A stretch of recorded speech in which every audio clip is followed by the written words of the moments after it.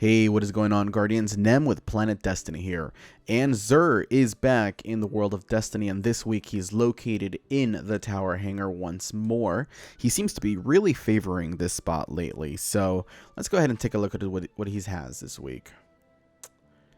Oh, interesting selection. We have the Huckleberry submachine gun, one of the newer releases with the Warmind DLC with its intrinsic perk called Ride the Bull. Increased rate of fire and recoil while you are holding down the trigger, and kills with this weapon reload a portion of the magazine.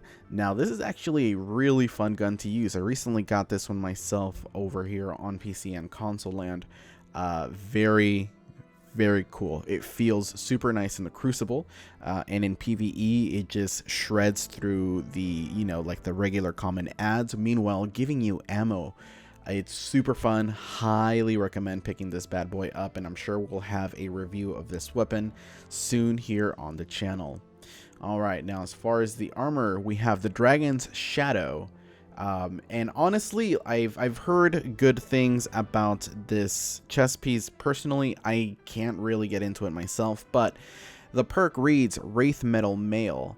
Dodging reloads all weapons and increases both movement and weapon handling speeds for a brief time.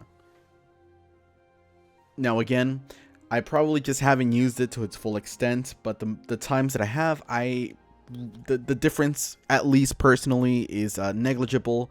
Worm Husk Crown is definitely still the go-to for PvP, at least in my personal opinion.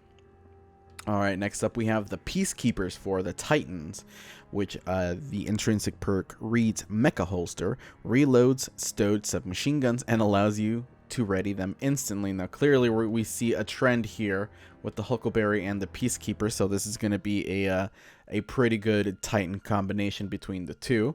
And finally, for the Warlock, we have the Transversive Steps. Now these were actually really good for a good while, recently been outshadowed by the Lunafaction boots, but their perk reads Strange Protractor. While sprinting, movement speed is increased and energy weapons are automatically reloaded. Again, interesting piece of exotic gear, and I'll have them up on the screen there so you guys can check it out with the different characters as well. Let's get a Faded Engram, shall we, this week? I do have a pretty good reserve of legendary shards. I believe my hunter is still missing the sealed Ahamkara grasps and maybe something else, but let's check it out.